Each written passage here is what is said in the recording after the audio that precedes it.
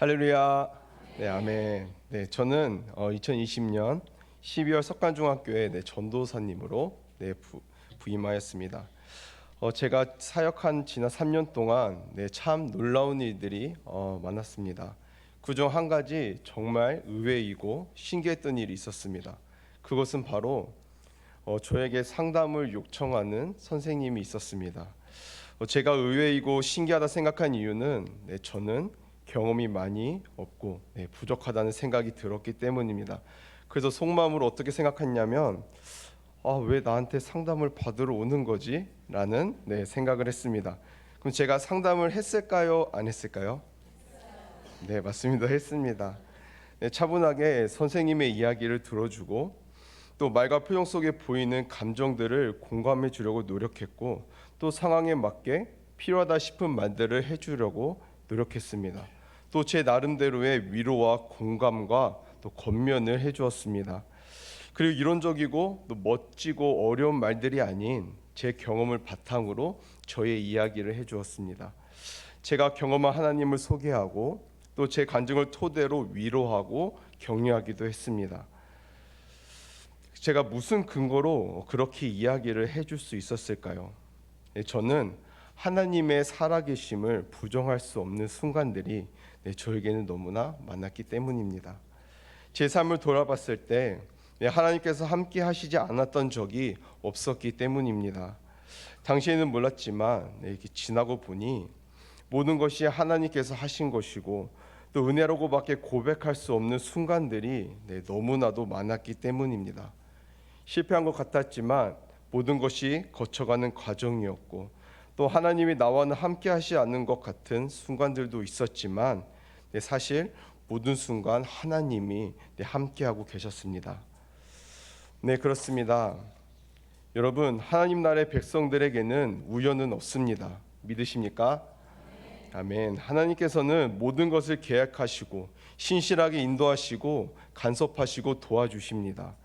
그리고 그의 백성들을 더욱더 아름답고 멋지게 빚어가시기 위해서 삶의 여러 가지를 겪게 하시고 경험하게 하십니다.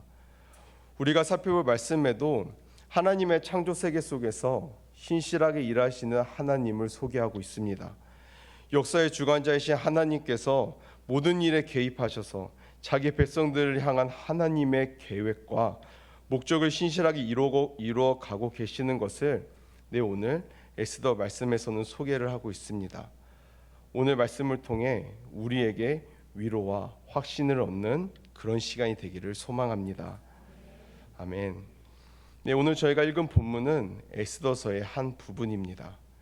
에스더서에는 특징이 있습니다. 어떤 특징이 있냐면 바로 하나님의 이름이 단 한 번도 언급이 되지 않는다는 것입니다.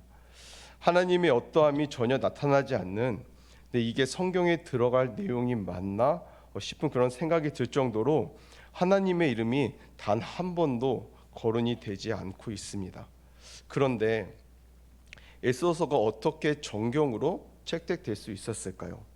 하나님의 말씀으로 어떻게 인정받을 수가 있었을까요?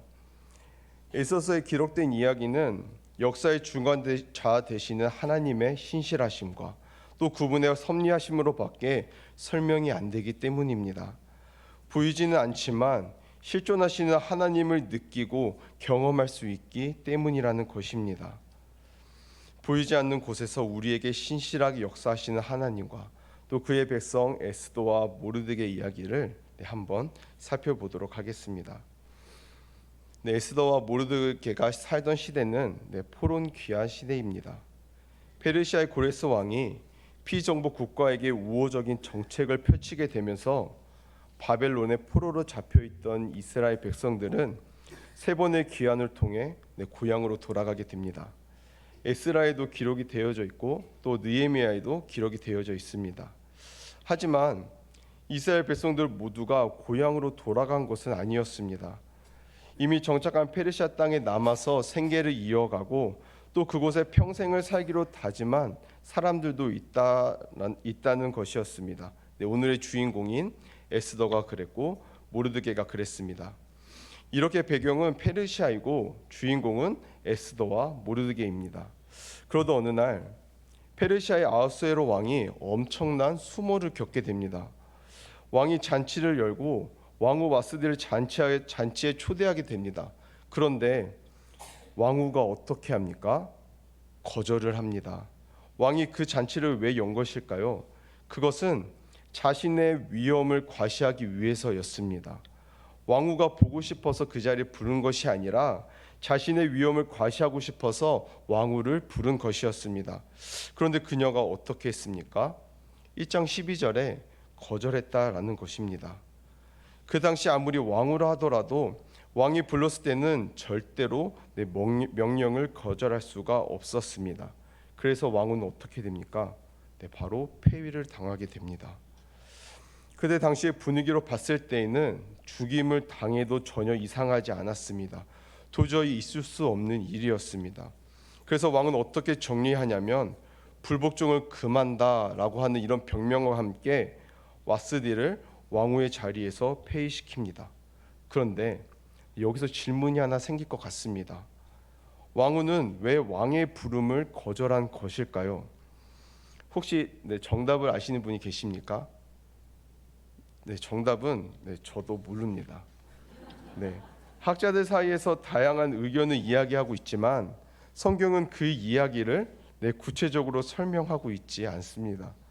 하지만 여기서 중요한 것은 왕후가 불복종한 동기가 어디에 있든지 간에 장차 유대인들에게 유익이 될 기초를 제공했다는 것입니다.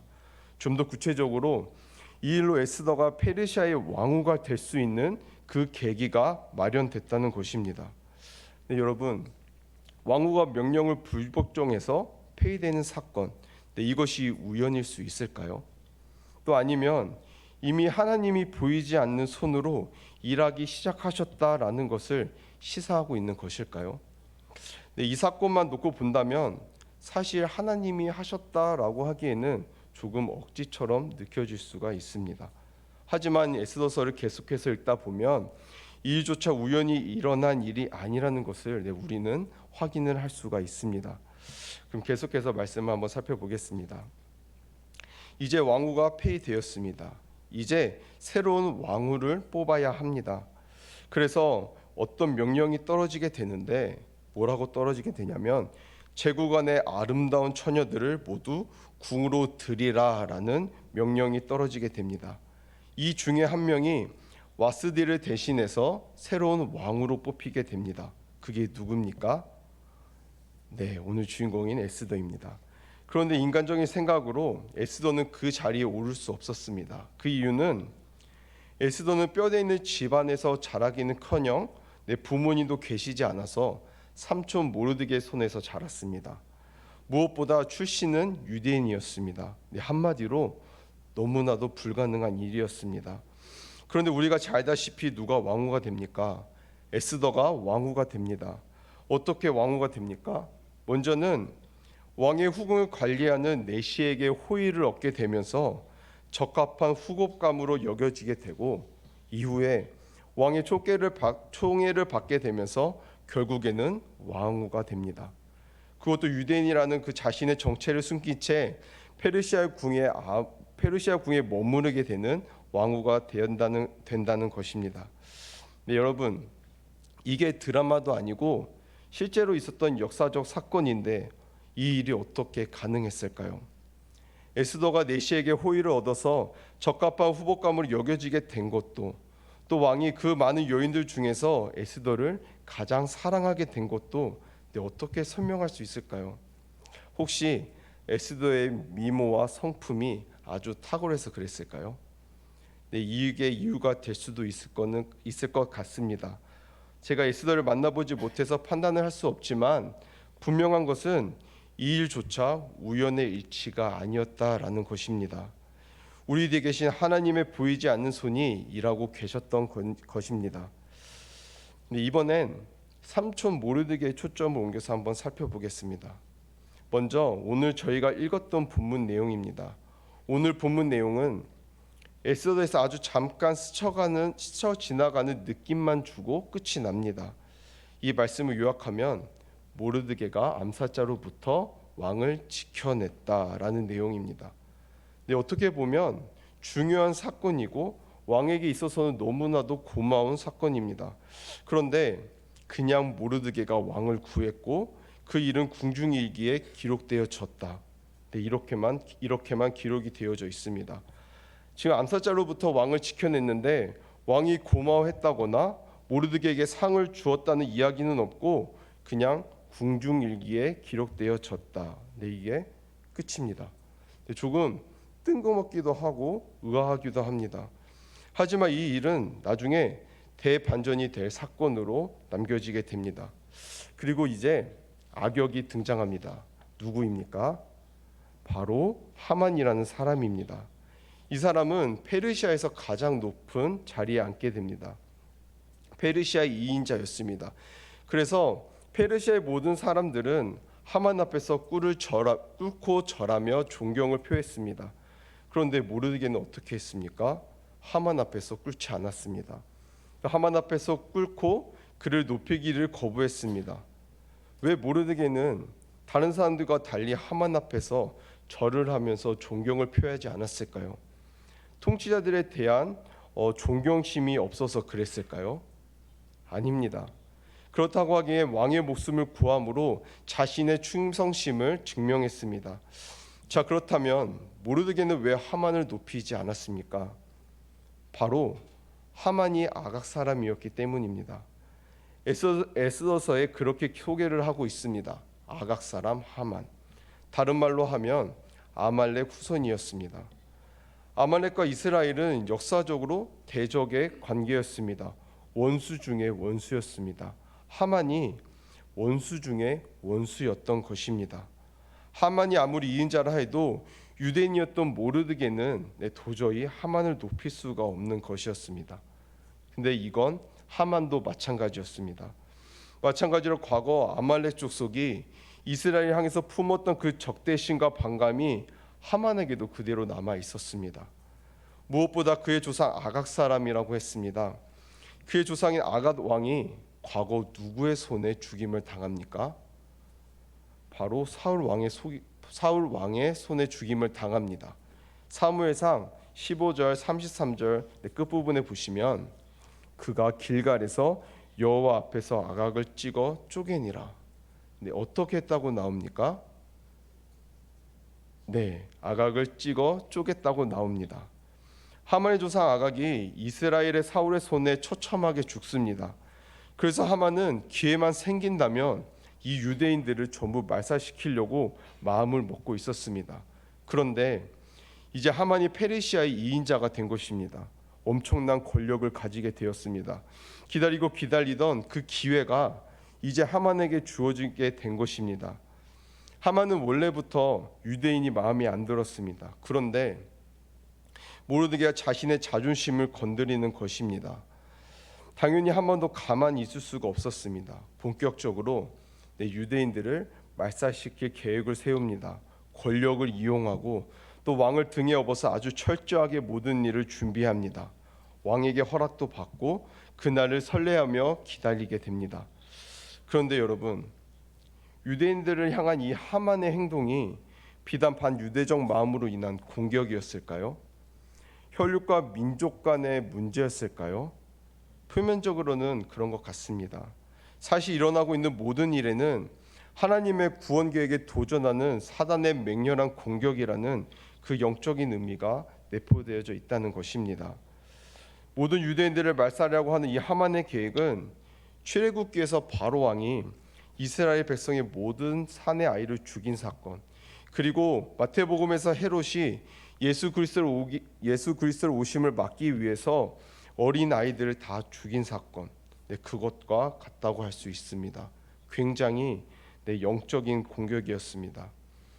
지금 하만과 모르드게 대립은 혈육과 민족 간의 단순한 갈등의 문제가 아닙니다. 하나님의 구원 계획에 도전하는 사단의 영적인 공격입니다.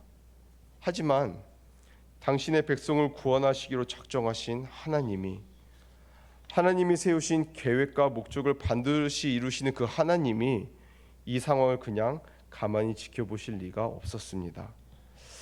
그렇다면 이 상황 속에서 하나님께서 어떻게 일하고 계시는지 한번 말씀을 살펴보도록 하겠습니다. 다시 이야기의 초점을 이번에는 에스더에게로 옮겨보겠습니다. 현재 자신의 민족이 어떤 상황에 처해 있는지 에스더는 전혀 모르고 있습니다. 그래서 모르드게가 모든 상황을 에스더에게 이야기를 해주는 것입니다. 그러면서 모르드게가 에스더에게 어떤 이야기를 하냐면 4장 14절 말씀입니다. 여기에 뭐라고 하냐면 네가 왕후가 된 것이 이때를 위함인 것 같다라고 이야기를 합니다.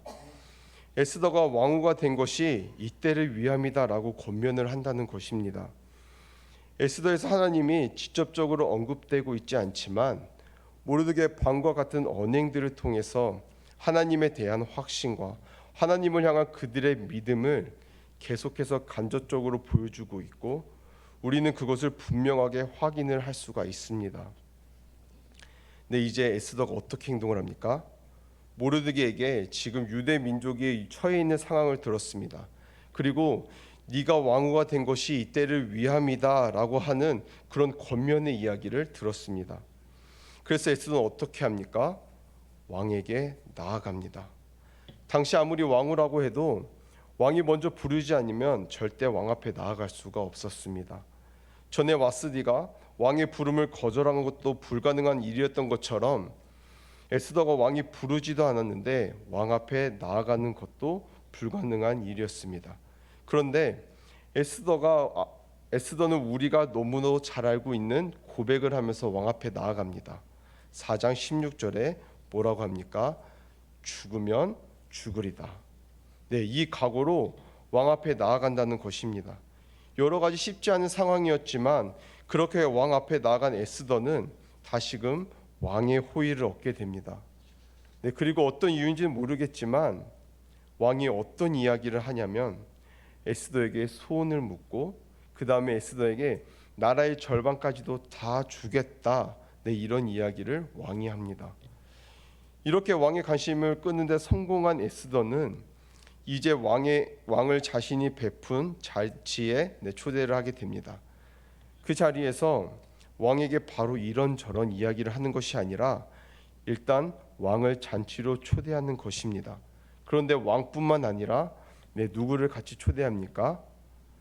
하만을 같이 초대합니다. 에스더는 왕에게 찾아갔을 때 자신이 왕을 왜 찾아갔는지 또 자신이 왕에게 무엇을 요청하려고 하는지에 대해서는 하나도 이야기하지 않았습니다. 에스더는 왜 이야기하지 않았을까요? 왕이 계속해서 궁금증을 품을 수 있도록 또 왕이 그것만을 생각할 수 있도록 에스더가 지금 작업을 하고 있는 것입니다. 그런데 에스더는 왜 하만을 잔치에 같이 초대했을까요?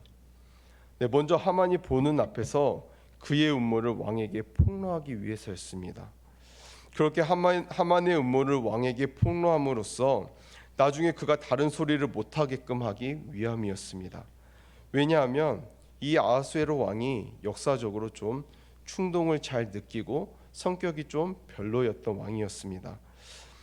에스더가 단독으로 왕하고 이야기를 나누어서 문제를 해결한다고 해도 충동을 잘 받는 아하수에로 왕이 후에 하만과 접촉을 해 변심할 가능성이 있었기 때문에 에스더는 지금 왕과 하만이 동석한 장소에서 내 일을 바로잡고자 했던 것입니다.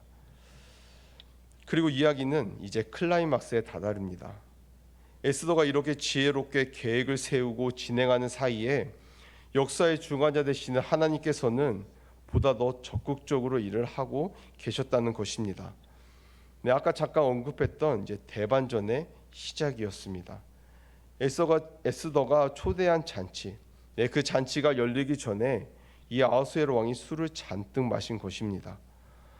술을 잔뜩 마신 다음 이제 잠을 청하기 위해서 누웠습니다. 그런데 희한하게 잠이 안 오는 것입니다. 여러분, 이것은 누가 하시는 일일까요? 하나님이 하시는 일입니다. 여기서 잠이 오지 않았다라고 하는 히브리어 나다드라고 하는 이 단어는 방황하다, 정체 없다라는 뜻을 가지고 있습니다. 지금 왕의 잠이 정체 없이 방황을 하고 있다는 것입니다. 잠이 들었다 깼다를 반복하고 있는 것입니다. 그래서 왕은 도저히 안 되겠다 싶어 신하에게 어떤 이야기를 하냐면 에스더 6장 1절입니다. 함께 읽겠습니다. 시작. 그날 밤에 왕이 잠이 오지 아니하므로 역대기를 가져다가 자기 앞에서 읽히더니, 역대기를 가져오라고 합니다. 그리고 가지고 와서 읽어보라고 합니다. 그런데 역대기가 읽기가 낭독되던 중에 왕은 불과 얼마 전에 암살의 음모로부터 자신의 생명을 구해준 사람이 있었다. 그런데 자신이 그 소중한 사람에게 그 어떠한 보상도 하지 않았다라는 이 부끄러운 사실을 발견하게 됩니다. 아까 잠깐 언급했던 모르드게의 사건입니다. 여러분, 그날 밤에 왕이 잠을 이루지 못할 가능성은 얼마나 되었을까요? 또 그가 계속해서 잠을 청하려고 애쓰지 않고 역대기를 살피려고 마음먹을 가능성은 얼마나 되었을까요? 그리고 그 중에서도 모르드게가 자신의 목숨을 구해준 이야기를 듣게 될 가능성은 얼마나 되었을까요? 이건 분명 우연으로 이야기할 수 없는 일들이 아닙니다. 이 사건을 중심으로 이제 모든 판도는 뒤집어지게 됩니다. 유대인들을 못살려고 했던 그 하만의 계획은 물거품이 됩니다. 그리고 죽었어야 하는 모르드게와 유대인들 대신에 하만과 유대인들을 죽이려고 했던 그 모든 대적들이 죽게 됩니다. 더 넓게 생각해 봤을 때는 아브라함의 혈통을 통해서 죄와 멸망의 속박에서 해방시켜줄 후손을 보낸다고 하신 그 약속을 하나님께서 계속해서 신실하게 지켜나고 계신 장면이라는 것입니다. 여러분, 에스더가 모르드게를 페르시아에 두신 것도, 왕후 와스디가 폐위된 것도, 에스더가 새로운 왕후가 된 것도, 모르드게가 왕의 목숨을 구해주게 된 것도, 왕의 목숨을 구해준 사건이 아무런 보상 없이 그냥 지나치게 된 것도, 모르드게와 하만 사이에 갈등이 생기게 된 것도, 또 왕이 잠을 이루지 못하게 된 것도, 그리고 그 날을 기점으로 모든 판도가 뒤집어진 것도 모두 이 우연이 아니라 역사의 중간자 되신 하나님께서 모든 일에 개입하셔서 신실하게 자기의 백성을 향한 하나님의 계획과 목적을 이루어 가신 것입니다. 그리고 우리는 이것을 하나님의 섭리라고 합니다. 에스더서는 하나님의 섭리에 대해서 이야기를 하고 있습니다. 성도 여러분, 이처럼 에스더서는 하나님이 분명하게 임재하심을 보여주는 그 증거들로 가득 차 있습니다. 하나님께서 일하시는 흔적이 사방에 기록되어져 있습니다. 우리가 우연으로 간주하고 그냥 넘어갈 수 있는 그 모든 사건들을 통해서 하나님이 그분의 창조 세계 속에서 신실하게 그리고 성실하게 일하고 계심이 선명하게 드러나고 있다는 것입니다. 오늘날 살아가는 저와 성도 여러분들도 마찬가지입니다. 설령 하나님의 임재를 우리가 감지할 수 없을지라도 오늘 에스더가 주는 메시지를 통해서 하나님이 보이지 않는 손으로 온 세상을 주권적으로 이끌어 가신다는 사실을, 또 나의 인생 또한 하나님의 주권적으로 이끌어 가신다는 사실을 믿음으로 붙들고 나아가야 합니다. 하나님 나라의 백성들에게는 우연이 없습니다. 하나님께서 모든 것을 계획하시고 신실하게 인도하시고 간섭하시고 도우십니다. 그리고 그의 백성들을 더욱 빚어가시기 위해서 삶의 여러 가지 일들을 겪게 하시고 또 경험하게 하십니다. 잠시 저의 이야기를 해보려고 합니다. 저는 목회자가 되기 전에 운동선수였습니다. 지난 설교 때 많이 이야기를 해서 더 이상 이야기를 하지 않으려 했지만 저희 지난날의 대부분의 시간을 차지했던 것만큼 저의 삶을 표현할 때 빠질 수가 없는 내용이니 이해해 주시기 바랍니다. 목회자가 되기 전 저는 운동선수였습니다. 혹시 무슨 종목인지 아십니까? 네? 네, 맞습니다. 복싱 선수였습니다. 근데 저의 얼굴은 복싱을 안 하게 생기지 않았습니까? 네, 감사합니다. 저는 대단한 선수는 아니지만 그래도 시청에서 콜을 받는 선수였습니다. 그리고 한 해 성적이 제일 좋은 선수였습니다. 그래서 국군체육부대 상무에도 들어갈 수 있었습니다. 제가 아무리 이런 말을 해도 사람들은 믿지 않고 뭐 영상 있냐, 뭐 증거 자료 있냐 이렇게 물어보기도 합니다. 그런데 저는 옛날에 신문에도 종종 났었고요. 또 우승해서 부모님을 미국에 보내드리기도 했었습니다. 네, 감사합니다. 그런데 지금은 아무리 검색해도 나오지 않습니다. 지금까지는 여담이었고, 제가 운동할 당시에는 당시 운동 선수들은 오전 수업만 하고 오후에는 운동만 주구장창했습니다. 또는 학교를 안 가도 뭐라고 하는 선생님이 없었습니다. 그래서 저는 공부를 거의 안 했다고 보시면 됩니다. 이런 제가 이렇게 신학대학원에 입학하고 졸업하고 또 전도사를 하고 있는 것은 진짜 하나님의 은혜가 아닐 수가 없습니다. 2020년 12월 5일 초등부 전도사로 석관중학교에 오게 되었습니다. 아까도 말씀드렸다시피 벌써 3년이나 시간이 지났습니다. 지난 3년은 저에게 있어서 참 감사한 시간이었습니다. 처음에 와서는 정말 아무것도 할 줄 몰라 이리 치이고 저리 치였던 것 같습니다. 설교도 힘들고 또 친구들과 친해지는 것도 너무나 힘들었습니다. 그래서인지 저는 스트레스를 많이 받았습니다. 사역을 시작한 지 몇 달 동안은 속이 계속 안 좋고 또 장염에 시달렸습니다. 그런데 지금도 그럴까요? 아닙니다. 지금은 아주 행복하고 즐겁게 사역을 하고 있습니다. 주님께서는 많이 부족한 저에게 좋은 동역자들을 많이 보내주신 것 같습니다. 대학원 시절 공부할 때 아무것도 모르는 저를 옆에서 도와준 박종현 강도사님, 석관중학교에 있는 박종현 강도사님이 맞습니다. 저에게 있어서 그는 천재입니다. 그리고 초등부 사역을 하면서 옆에서 이끌어 주시고 도와주신 초등부 선생님들 그리고 교육자 분들, 답답할 때가 참 많으셨을 텐데 그래도 이해해 주시고 함께 해주셔서 늘 감사할 따름입니다. 그 외에도 많지만 시간상 생략하도록 하겠습니다. 저는 로마서 12장 15절 말씀을 참 좋아합니다. 즐거워하는 자들과 함께 즐거워하고 우는 자들과 함께 울라. 이 말씀을 붙들며 사역을 하려고 노력하고 있습니다. 그래서 지금도 친구들에게 늘 사랑한다고 표현하고 또 선생님들에게도 사랑한다라고 표현을 합니다. 작년 전체 수석주일 6학년 친구들이요 12명이나 전도가 되어 지금까지 잘 정착해 교회에 나오고 있습니다. 이번에 그 친구들이 초등부를 졸업하면서 저에게 편지를 하나 주었는데요. 거기에 전도사님 감사해요, 전도사님 사랑해요 라는 글이 있었습니다. 저는 그 글을 보고 눈물이 났습니다.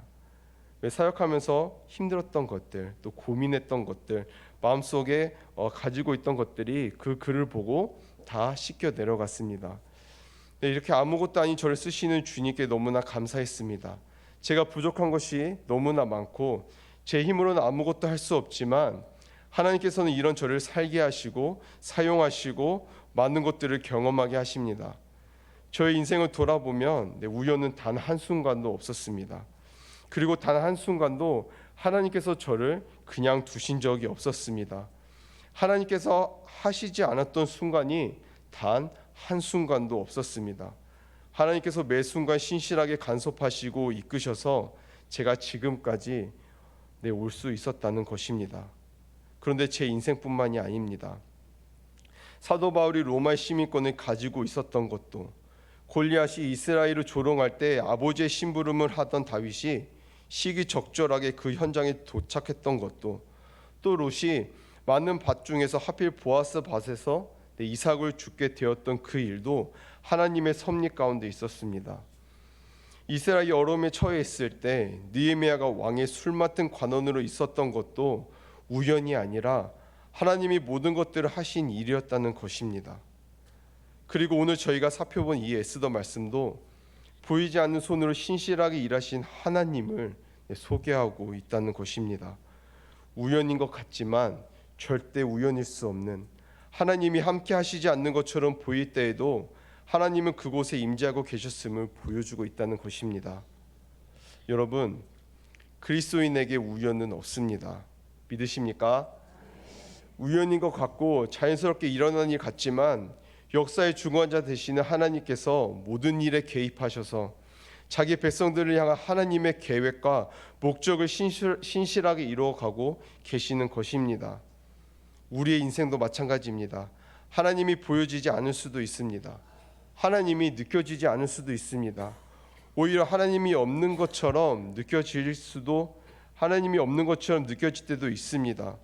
그때도 여전히 쉬지 않고 일하시는 하나님이 계신다는 것입니다. 저와 성도님들의 인생에 최선의 하나님이 신실하게 일하신다는 것입니다. 근데 오늘 이 말씀이 저와 여러분들에게 큰 힘과 격려가 되길 소망합니다. 또 오늘 말씀을 기억하며 하나님의 함께하심과 살아계심을, 또 하나님의 섭리와 신실하심을 더 굳건하게 붙잡고 신뢰하며 나아가는 저와 모든 성도님들이 되길 소망합니다. 네, 마지막으로 주가 일하시는 찬양을 읽어드리고 내 말씀을 마무리하겠습니다. 네, 날이 저물어 갈 때, 빈들에서 걸을 때, 그때가 하나님의 때. 내 힘으로 안 될 때, 빈손으로 걸을 때, 내가 고백해 여호와 이래. 우리 모인 이곳에 주니 함께 계시네. 누리네 아버지 은혜. 적은 떡과 물고기 내 모든 것 드릴 때 모두 고백해 여호와 이래. 주가 일하시네. 주가 아끼지 않는 자에게. 주가 일하시네. 신뢰하며 걷는 자에게. 아멘. 기도하시겠습니다. 사랑이 많으신 하나님 아버지, 오늘 쓰던 말씀을 묵상해 하시니 감사합니다. 오늘 말씀처럼 단 한순간이라도 우리 인생에 우연은 없었다는 것, 역사의 중원자 되시는 하나님께서 우리의 모든 일에 개입하셔서 하나님의 계획과 목적을 신실하게 이루시고 계신다는 것을 우리가 믿고 더욱 주님 앞에 엎드리고 겸손하게 나아가는 저와 성도님들이 되게 도와주세요. 예수님의 이름으로 기도드렸습니다. 아멘.